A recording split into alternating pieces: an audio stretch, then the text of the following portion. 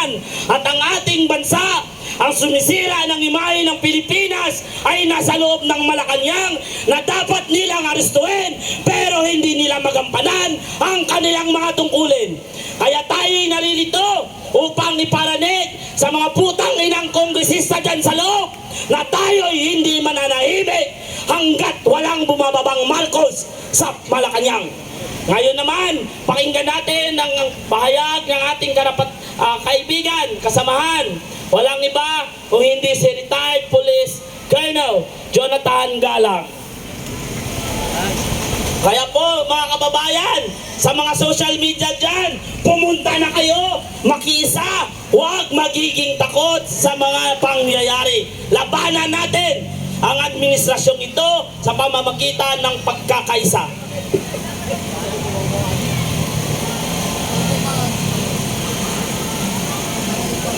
Magandang hapon pong muli sa ating lahat na nandito ngayon. Nandito na naman po tayo sa harapan ng Kongreso at muli po tayo'y nananawagan na naman sa kanila. Kamakailan lamang po, nabasa natin sa social media, narinig natin sa radyo, napanood natin sa TV, yung pong ruling ng ating kataas-taasang hukuman o yung Supreme Court na ipinababalik yung almost 80 billion pesos na kinuha po nila dun sa PhilHealth Fund. Ano po ba yung PhilHealth Fund? Yun po yung ating pangkasiguruhan sa ating kalusugan sa bawat Pilipino. At ngayon po, hindi uutos ng Korte Suprema sa ating pamalahan, sa administrasyong ito, na isole yung 80 billion na PhilHealth funds. Ano pong sinasabi nitong mga nandito sa Kongreso, sa both houses of Congress, sa Senado at saka dito? Matagal na raw, na-advance pa daw nila yon. Tanong ko po, saan nila kinuha? At yun din po ang tinatanong sa kanila nung mga media, saan nyo kinuha? Sa pera ng bayan! Pera ng bayan na ngayon po ay yung budget din natin. Sa madalit salita, ginigisa tayo sa sarili nating mantika. Tama! Budol. Pambubudol! Tingnan nyo po kung gaano na kalala at gaano na po kawalang hiya yung mga mambabatas natin. Harap-harapan po tayong tinatarantado. Pera po yan ng taong bayan. Sasabihin nyo, meron na naibalik na. Paano naibalik? Kinuha nyo rin doon sa pondo ng taong bayan. Ano yun? Panluloko! Panlilin lang! Kaya po tayo, wag po tayong mapapagod. Kailangan po natin silang kalampagin araw-araw kung hangga't maaari. Hindi po dapat tayo panghinaan ng loob. Gaya po nung sinabi ni Ma'am Penny kanina, wag po tayong matatakot. Hindi po natin, ulitin ko po ito, sinabi ko po nung unang pagkakataon na nandito tayo, hindi po natin kinakalaban ang gobyerno. Hindi po natin kinakalaban ang gobyerno. Ang hindi po natin gusto ay yung nagpapalakad at yung pamamalakad sa gobyerno. Yung po ang inaayawan natin. At yung po ang tinitindigan natin. Itong mga kabataan na nandito ngayon, yan, yung mga nandyan sa harap kayo. Alam nyo ba, sa edad nyo na yan, meron na kayong utang na 150,000. O, di ba natatawa kayo? Ngayon pa lang, sinasabi ko sa inyo, 115 million Pilipinos, bawat isa sa atin. Makinig kayo mga kabataan. Meron na kayo, ngayon pa lang, meron na kayong utang na 150 million plus sa gobyerno. Ito inutang nila, ninakaw nila, pero tayo nagbabayad. Paglaki nyo, pag nag-asawa kayo at nagkapamilya kayo, yung mga anak ninyo, magbabayad pa rin nung utang na yan. Yung mga ninakaw nila, yung ipinagmamalaki nila sa social media, yung luho, pinakikita ng mga anak nila, yung mga Rolex nila, yung mga sasakyan nila, yung mga biyahe nila abroad, yung mga kanilang bills na binabayaran na mahigit 100,000. O ngayon, recently, yung isang entertainer, 250,000 to 300,000 a night. Sino nagbabayad? Si Rapi Tulfo mula sa Kaban ng Bayan! Si Ardaw at saka si F. Sino po ba yun? Rapi Tulfo! Tapos sasabihin okay na raw yung kesa daw ng lalaki. Anong klaseng mentalidad meron ang mga politiko natin ngayon? Utak hipon!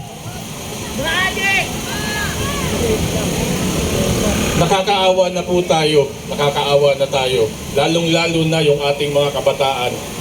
Kami po tumatayo dito, kasama ko yung mga kasamahan natin na galing sa AFP at sa PNP. Kami po tumatayong mga retirado rito. Tapos na po dapat kami sa serbisyo sa bayan. Kaya po kami nagretiro.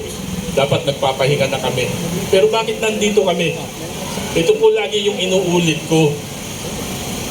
Ayaw ko pong dumating yung pagkakataon at yung panahon na yung mga anak, yung anak ko, yung mga anak ko, yung mga magiging anak nila na magiging apo ko, at yung kaapu-apuhan ko maghihirap at magdudusa dahil sa ginawa nilang pandarambong sa atin.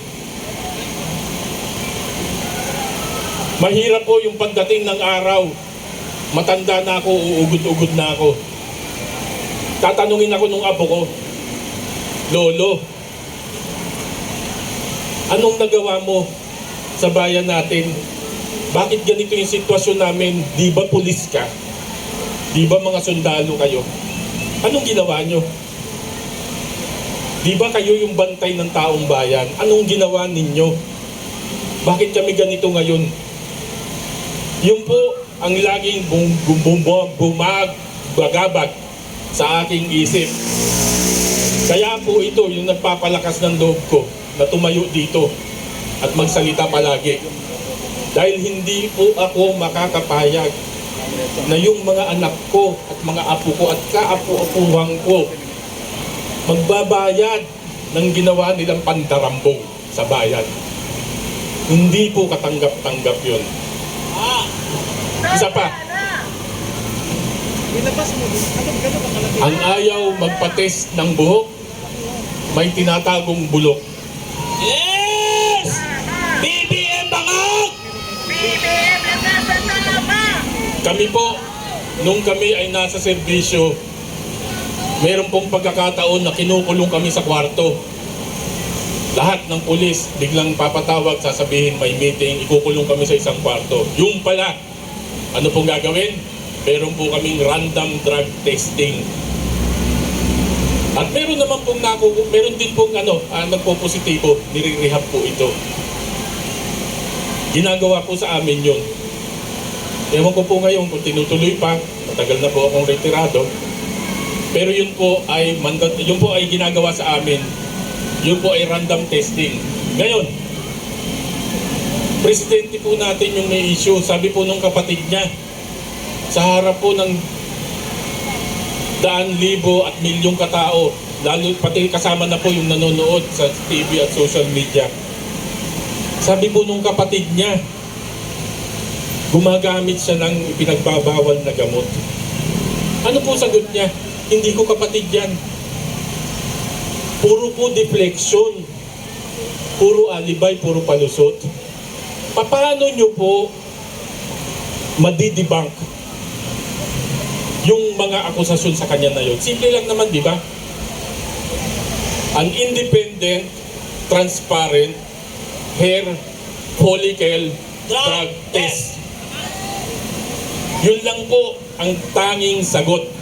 Kapag kayan po nagawa niya, makikita po natin kung totoo yung sinasabi ng kapatid niya. At sa atin po mga nasa serbisyo pa, yung mga kapatid ko nasa serbisyo, susunod ba kayo? Kung alam nyo may integrity issue yung commander nyo, pag-isipan nyong maigi, mga kasama ko sa kapulisan, pag-isipan nyong maigi. Dahil ako, nung nasa serbisyo, kapag ka nabalitaan ko, may bumulong lang sa akin, nung ako po'y nag-chief of police sa Camarines Sur noon sa Bicol. May nagbulong po sa akin na yung isa o dalawa sa pulis ko, ay gumagamit ng pinagbabawal na droga. Dali po akong nagpakandak ng drug testing. Kasama ako. Ako mismo nanguna. Bakit? Yung sinasabi po natin, leadership by example. Yes. Pakita mo na ikaw, hindi ka adik. Bangag nga May pares, amor! walang bayak na presidente. Yan lang po ang solusyon para po madebunk yung akusasyon sa kanya ng kanyang kapatid. Nalulungkot po ako dahil hindi ko po maintindihan sa mga commander natin ngayon. Bayad! Sila! Hindi ko po maintindihan. Meron po kayong pagkakataon, yung tinatawag po namin sa serbisyo, yung pong bull session, may commander's time. Pwede niyo pong tanungin yan direkta. Sir, totoo ba yun?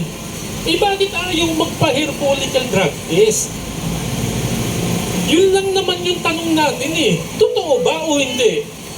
Adik ka ba talaga o hindi? Adik!